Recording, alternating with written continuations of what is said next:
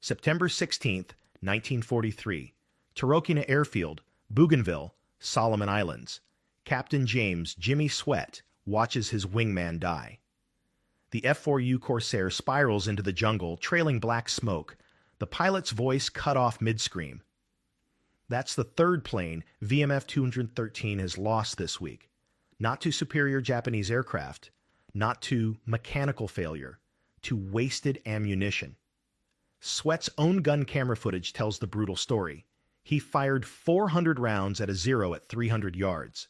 He saw the tracers pass around the target, above it, below it, to both sides. A perfect envelope of death with nothing in the middle. The zero escaped. Sweat's guns went empty. 2 minutes later, that same zero shot down his wingman. The numbers across Marine fighter squadrons in the South Pacific are catastrophic.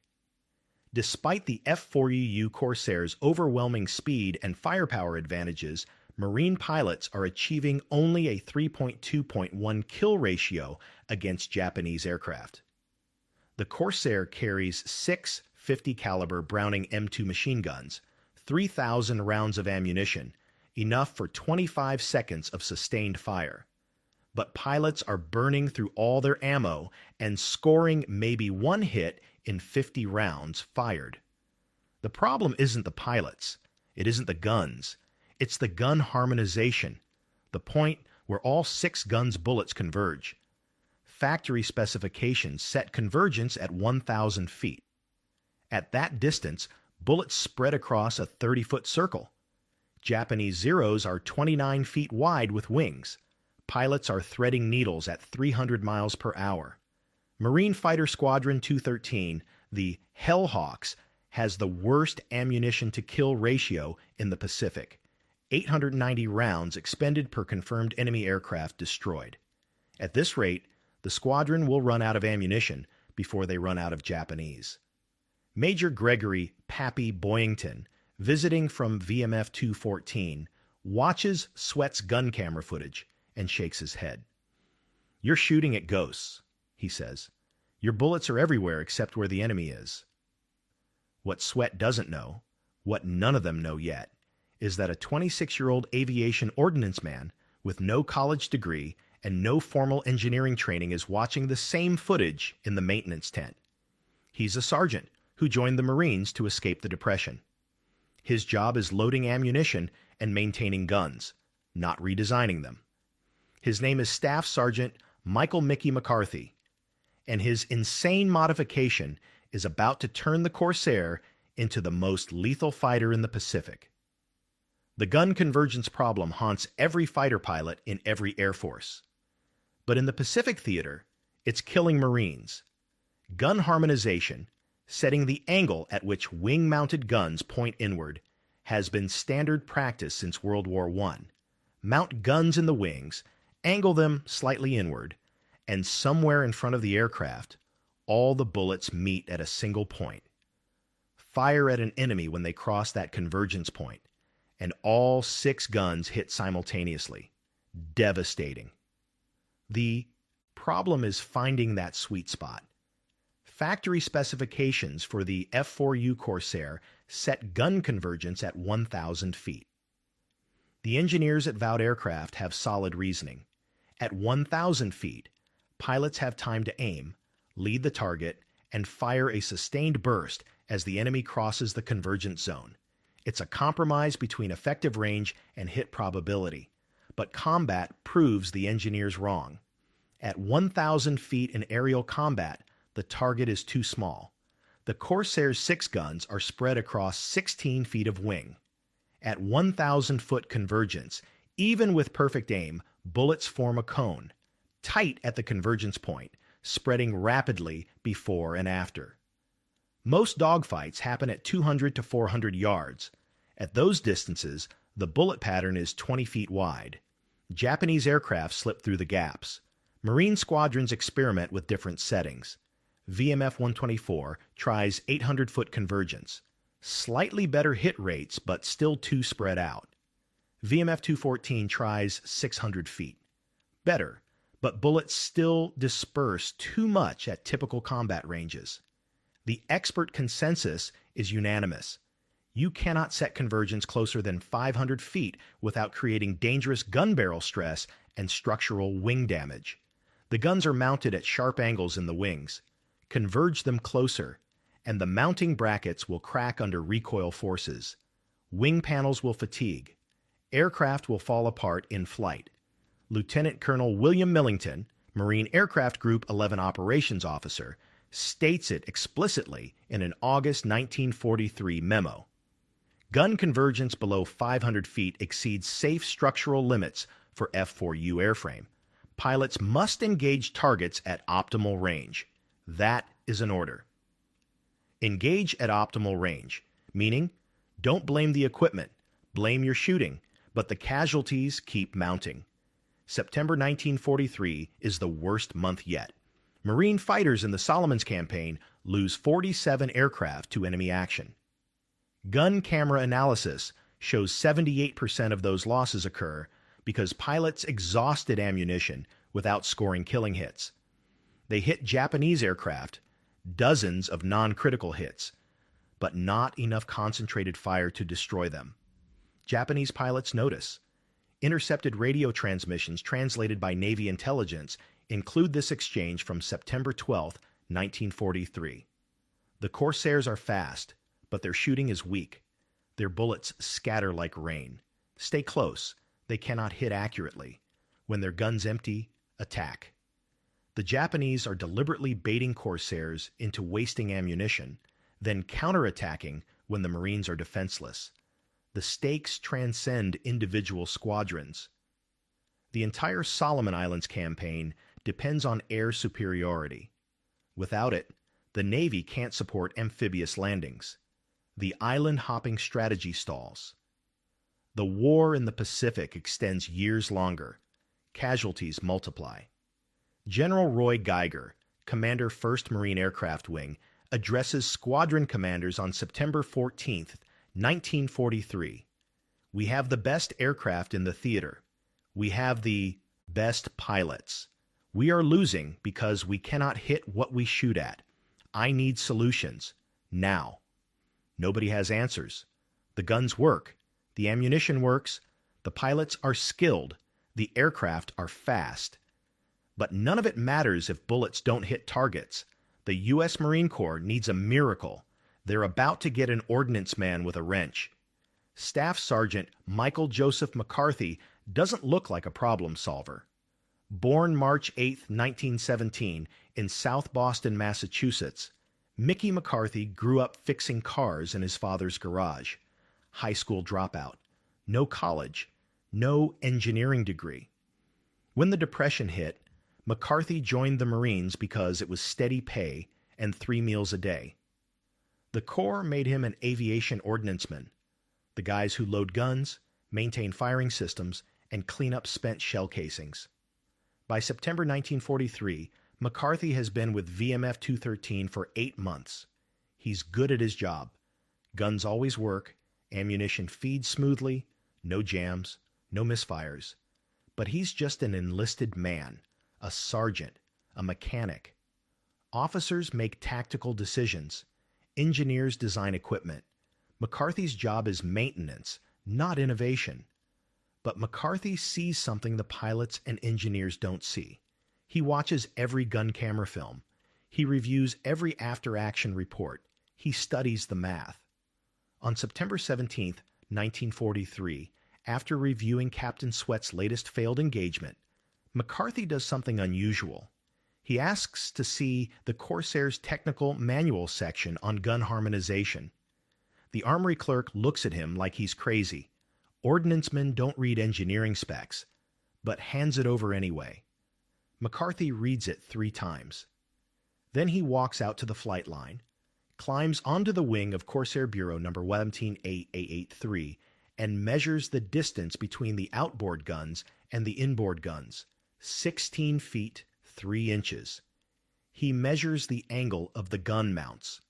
He calculates the convergence geometry in his head using nothing but basic trigonometry he learned fixing car engines. The insight hits him like machine gun fire. The problem isn't that convergence is wrong. The problem is that it's too far away. At 1,000 feet, bullets take nearly a full second to reach the target. A zero traveling 300 mph covers 440 feet per second. In the time bullets travel 1,000 feet, the target moves 440 feet. Pilots aren't missing because they can't aim. They're missing because they're aiming at where the target was, not where it is. But if convergence was closer, say 300 feet, bullets reach the target in 1/3 of a second. The zero only moves 150 feet. Lead calculations become easier. More importantly, at 300 feet, all 6 guns' bullets arrive in a space the size of a dinner plate instead of a garbage truck. McCarthy runs the numbers again. At 300-foot convergence with all 6 Corsair guns firing, the combined rate of fire is 4,800 rounds per minute, 80 bullets per second, all hitting the same 6-square-foot area. That's not shooting, that's a meat grinder. A Japanese Zero has a wingspan of 39 feet and weighs 5,300 pounds. McCarthy calculates that at 300-foot convergence, a 1-second burst from a Corsair, 80 rounds of 50 caliber, delivers 40,000 foot-pounds of energy into roughly 6 square feet. That's enough kinetic energy to disintegrate the aircraft. Simple, brutal, effective, probably against regulations. McCarthy doesn't care. He's going to try it tonight. McCarthy doesn't ask permission. He knows what would happen if he filed a formal request to modify gun harmonization below the 500-foot safety limit. It would go through channels. Squadron armorer to maintenance officer to squadron commander to group operations to wing engineering to Bureau of Aeronautics. Committees would review it. Engineers would demand stress analysis. By the time anyone made a decision, the war would be over. So he doesn't ask. On the night of September 18, 1943, after the flight line shuts down, McCarthy and 2 other ordnancemen, Corporal Eddie Wilkins and Private First Class Tommy Reyes, roll Corsair 17883 into the maintenance hangar. It's Captain Sweat's personal aircraft, the one with the worst ammunition expenditure rate in the squadron. McCarthy's plan is crude but achievable. Each Corsair gun mount has adjustment bolts that control the gun's angle. Factory settings angle the guns to converge at 1,000 feet. McCarthy calculates he needs to increase the angle by approximately 2.4 degrees to achieve 300-foot convergence. The problem is the mounting brackets. They're designed for shallow angles. Increase the angle too much, and the brackets will crack under recoil stress, exactly what the engineers warned about. McCarthy's solution: reinforcement plates. He cuts 1/4-inch steel from a damaged wing panel, shapes it with a file and hacksaw, and welds reinforcement brackets onto each gun mount. Crude, ugly, but strong. The work takes 6 hours. McCarthy adjusts each gun individually, measuring angles with a wooden jig he builds from scrap lumber. He bore sights the guns using a method his father taught him for aligning car headlights. Set up a target frame at exactly 300 feet. Adjust each gun until the barrel points at the center. Lock it down. By 0400 hours on September 19th, all 6 guns are harmonized to 300 feet. McCarthy test fires them into the ocean, 20 rounds per gun. The reinforcement brackets hold. No cracks, no structural failure. The guns work. That morning, Captain Sweat walks onto the flight line for the morning patrol. He stops at his Corsair, staring at the gun barrels. They're pointing inward at a noticeably steeper angle than before. "McCarthy," Sweat says slowly, "what did you do to my guns?" McCarthy snaps to attention. "Sir, I adjusted your gun convergence." "To what distance?" 300 feet, sir." Sweat's eyes go wide. 300? The manual says... "I know what the manual says, sir."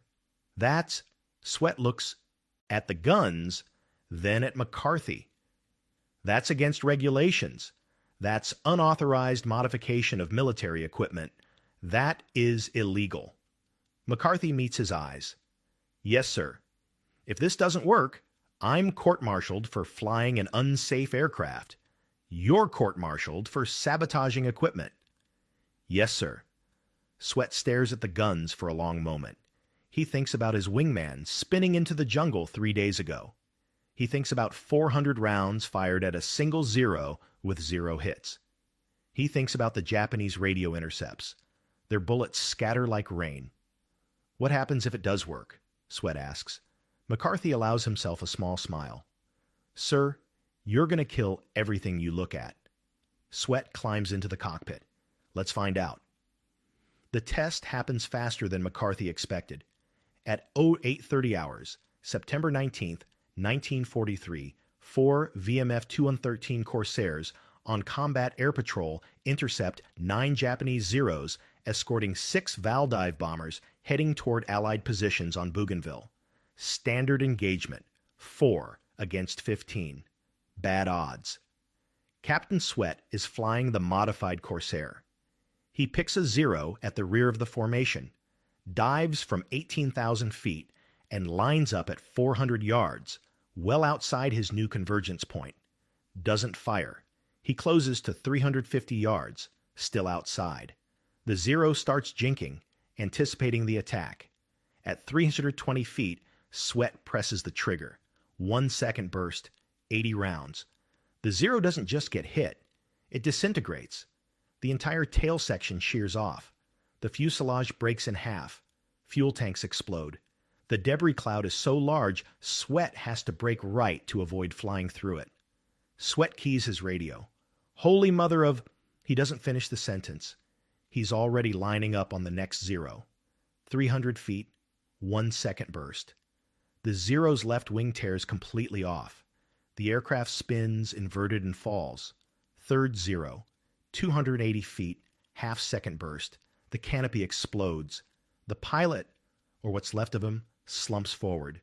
The zero rolls into a death spiral. Total ammunition expended, 200 rounds.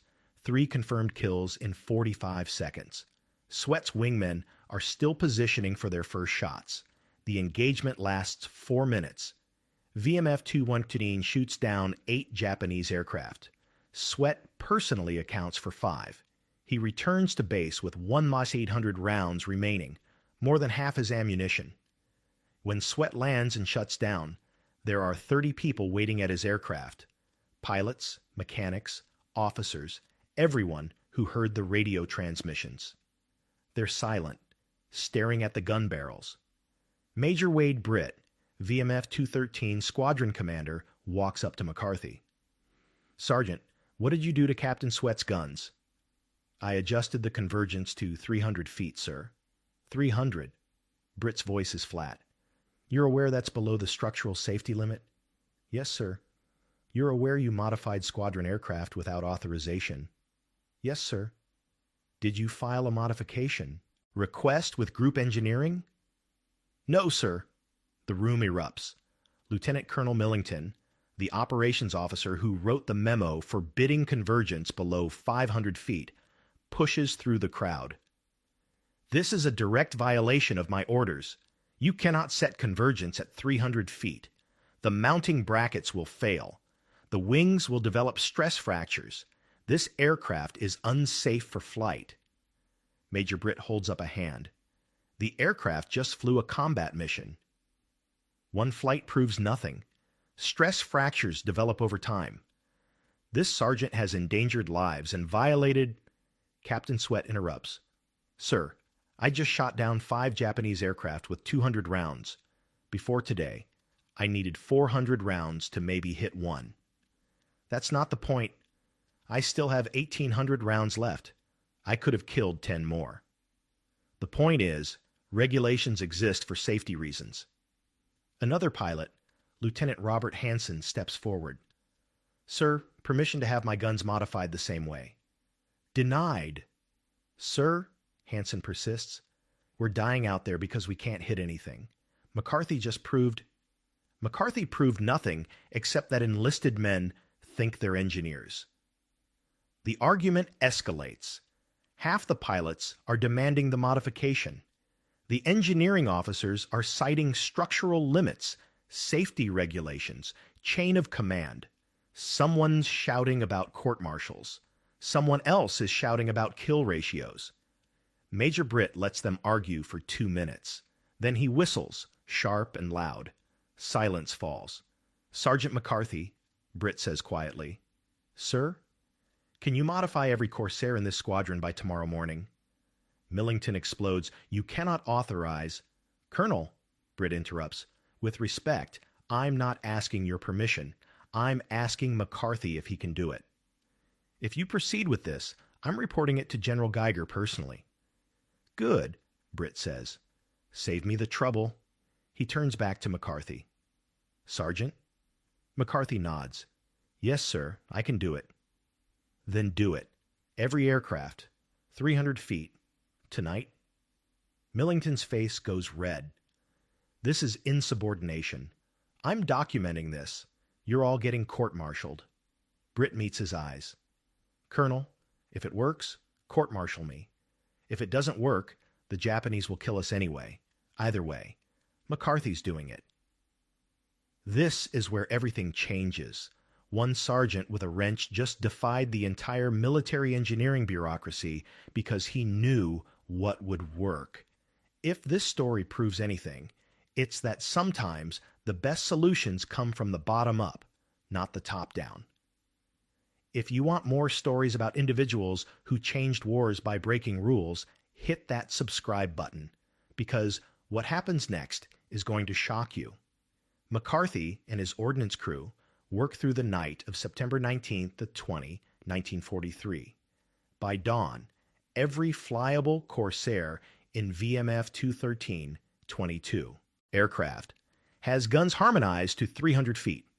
The Japanese don't know what's about to hit them. September 20th, 1943, 1140 hours. 8 VMF 213 Corsairs intercept a formation of 12 Zeros and 8 Betty bombers over Empress Augusta Bay. Lieutenant Robert Hansen, flying a newly modified Corsair, makes the first attack. He selects a Betty bomber at 350 yards, closes to 300 feet, fires a 2-second burst. 160 rounds. The Betty's right engine explodes. The wing folds. The bomber goes down trailing a column of fire 300 feet long. Hansen breaks left, lines up on a Zero, fires 1 second. The Zero's cockpit disintegrates. The aircraft noses over into a vertical dive. Total time, 15 seconds. 2 kills. 240 rounds expended. The engagement lasts 12 minutes. VMF 213 shoots down 9 Zeros and 6 Bettys. 15 confirmed kills. Japanese losses, 100%. Every enemy aircraft destroyed or damaged beyond recovery. VMF 213 losses, 0. Ammunition expenditure per kill, 180 rounds. Down from 890 rounds per kill the previous week. The gun camera footage stuns everyone who sees it. At 300-foot convergence, the Corsair's 6 guns create a visible column of tracers, a solid beam of fire. Japanese aircraft don't just get hit, they explode. Wings shear off, tails disintegrate, cockpits implode. The concentration of fire is so intense that structural failures happen before the ammunition even finishes impacting. Word spreads fast. By September 22nd, every Marine fighter squadron in the Solomons is requesting the modification. By September 25, VMF 214, Pappy Boyington's Black Sheep, has adopted 300-foot convergence. By October 1st, every F-4U Corsair in the Pacific Theater is running McCarthy's gun harmonization. The kill ratios change overnight. Before modification, VMF 2113 kill-to-loss ratio, 3.2.1. Average ammunition expenditure, 890 rounds per kill. Combat effectiveness rating, 64%.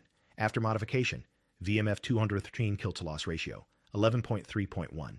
Average ammunition expenditure, 190 rounds per kill. Combat effectiveness rating, 94%. October 17th, 1943. Captain James Sweat encounters 6 Zeros over Vella La Vella. He shoots down all 6 in 4 minutes, expending 980 rounds. He returns with 1,320 rounds remaining enough to kill 6 more. November 11, 1943. Lieutenant Robert Hansen shoots down 5 Japanese aircraft in a single engagement using 750 rounds total. He lands, rearms, takes off again, and shoots down 3 more in the afternoon mission. The Japanese notice immediately. A captured Japanese pilot, interrogated by Marine intelligence on October 24, 1943, provides this testimony. The American Corsair changed. Before, we could dodge their bullets. They scattered. Now, when they fire, there is no dodging. The bullets are like a solid wall. If they point at you, you die. We call them concentrated death. Our pilots are told to avoid engagement if possible. If engagement is unavoidable, ram the Corsair rather than be shot down. Another intercepted Japanese radio transmission, November 3, 1943. Warning to all units. The American fighters have new guns. Their fire is concentrated like a laser. Previous evasion tactics are ineffective. Do not engage Corsairs below 500 meters. Repeat, do not engage. The modification saves lives on a massive scale. Between September 20 and December 31, 1943, Marine Corsair squadrons in the Solomons shoot down 487 confirmed Japanese aircraft. Losses, 43 Corsairs. A kill ratio of 11.3.1, exactly matching the Corsair's overall World War II performance. Ammunition efficiency improves by 368%. Marines are completing missions with rounds to spare instead of going Winchester, out of ammunition, and becoming vulnerable. Pilot survival rates skyrocket. Before the modification, Marine fighter pilot losses averaged 4.7 KIA per week. After the modification, 1.2 per week. The 300-foot convergence doesn't just kill more enemy aircraft. It lets Marines disengage from combat when outnumbered, knowing they can kill efficiently and save ammunition for defensive maneuvering. January 3, 1944. Major Gregory "Pappy" Boyington, flying a McCarthy-modified Corsair, shoots down his 28th Japanese aircraft, tying Eddie Rickenbacker's World War I record. Boyington credits the gun modification directly. Before McCarthy's fix, I was a good pilot with mediocre results. After McCarthy's fix, every trigger pull was a kill. That modification made me an ace. February 18, 1944. The Marine Corps officially adopts 300-foot convergence as standard practice for all F-4U Corsairs. Bureau of Aeronautics Engineers, the same ones who said it was structurally impossible, conduct delayed stress tests and conclude the reinforcement brackets McCarthy designed actually improve wing strength under combat loading. The modification manual, published March 1944, is officially authored by BUAIR engineering staff. McCarthy's name doesn't appear. He's still a sergeant, still an ordnance man, still loading ammunition on the flight line. But the pilots know. December 1943, VMF 213 Squadron Christmas Party. Captain James Sweat, who now has 15.5 confirmed kills, all scored after McCarthy modified his guns, stands up and makes a speech. Most of you don't know Mickey McCarthy. He's not a pilot. He's the guy who loads our bullets and tightens our gun bolts. But I'm alive right now because Mickey ignored orders and did what was right instead of what was authorized. I shot down 5 Japanese aircraft in one mission because my guns actually hit what I aimed at. Every pilot in this squadron owes their life to a sergeant who thought he knew better than the engineers. Turns out he did. Sweat raises his glass. To Mickey McCarthy, the deadliest Marine who never pulled a trigger. The room erupts in applause. McCarthy, embarrassed, stands in the back and waves them off. I just adjusted some bolts, he mutters. He adjusted bolts that saved 800 Marine lives in 4 months. One modification, 800 lives saved. The Corsair went from a good fighter to the most lethal aircraft in the Pacific because a sergeant had the courage to ignore the experts. If you believe innovation happens at every level, if you believe the best ideas don't always come from the top, hit that like button and share this video. Mickey McCarthy deserves to be remembered. Let's make sure he is. The Marine Corps never formally recognizes Staff Sergeant Michael McCarthy's contribution. There's no medal ceremony, no promotion to officer, no commendation in his service record. The official Bureau of Aeronautics Modification Manual credits the 300-foot convergence design to engineering staff analysis and field testing. McCarthy's name isn't mentioned. He doesn't seem to care. After the war, McCarthy musters out in December 1945 and returns to Boston. He opens a garage, fixes cars, marries a schoolteacher named Helen. He doesn't talk about the war. When customers ask if he did anything important in the Marines, he shrugs and says, "I loaded ammunition, nothing special." The pilots who flew his modified Corsairs no different. Captain James Sweat, who became a Marine Corps legend with 15.5 confirmed kills, receives the Medal of Honor for actions on April 7, 1943, before McCarthy's modification. But in his 1989 memoir, Sweat writes, "I'm credited with shooting down 15 and a half Japanese aircraft. People call me an ace, a hero, a tactician. The truth is simpler. I had a plane with guns that worked the way they should have worked from the beginning. A sergeant nobody's heard of made that happen. Mickey McCarthy made me an ace. He made all of us aces. The Marine Corps should have given him the Navy Cross. Instead, they gave him nothing. That's not right."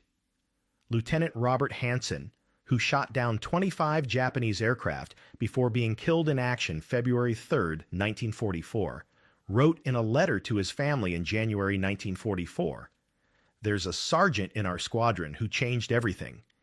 He adjusted our guns so they actually hit what we shoot at." Sounds simple, but it's the difference between living and dying up here. If I make it home, I'm going to find that sergeant and buy him a drink. Hansen never made it home. The 300-foot gun convergence McCarthy pioneered became standard for every U.S. fighter aircraft for the rest of World War II. The P-51 Mustang, P-47 Thunderbolt, and P-38 Lightning all adopted similar convergence settings based on McCarthy's field modifications. Post-war analysis credits the tighter convergence with improving overall USAAF fighter-kill ratios by 34%. Modern U.S. military fighter aircraft still use the principle McCarthy discovered. Concentrate firepower at close combat ranges rather than optimizing for long-range dispersion. The F-16 Fighting Falcon's M61 Vulcan cannon, the F-35's GAU-22A, both are harmonized to maximize hit. Probability at 1,000 feet, the modern equivalent of McCarthy's 300-foot convergence. Mickey McCarthy died of a heart attack on July 8, 1979, in Boston at age 62. His obituary in the Boston Globe was 3 sentences long. It mentioned he was a Marine Corps veteran. It didn't mention he changed aerial combat forever. In 1987, the Marine Corps Aviation Association erected a plaque at the National Museum of the Marine Corps honoring unsung heroes of marine aviation. McCarthy's name appears in small letters at the bottom of a list of 87 names, identified only as SSGT Michael McCarthy, VMF 2113, Ordnance Crew. No explanation, no context, just a name. But every Marine fighter pilot who sees that plaque knows the name. They know the story. They know that sometimes the greatest warriors are the ones who never fired a shot. Sometimes the deadliest weapons aren't the guns. Sometimes they're the people who know how to make the guns work. Remember Mickey McCarthy. Remember that courage isn't always about pulling triggers. Sometimes it's about adjusting them. Remember that the best solutions don't come from following rules. They come from knowing when to break them. Remember that rank doesn't determine who has the right answer. Results do. The F-4U Corsair didn't just achieve an 11.1 kill ratio because it was fast or powerful. It achieved that kill ratio because one sergeant looked at a problem everyone else accepted and refused to accept it. 800 Marines came home because Mickey McCarthy knew how to use a wrench. That's the weapon that won the war.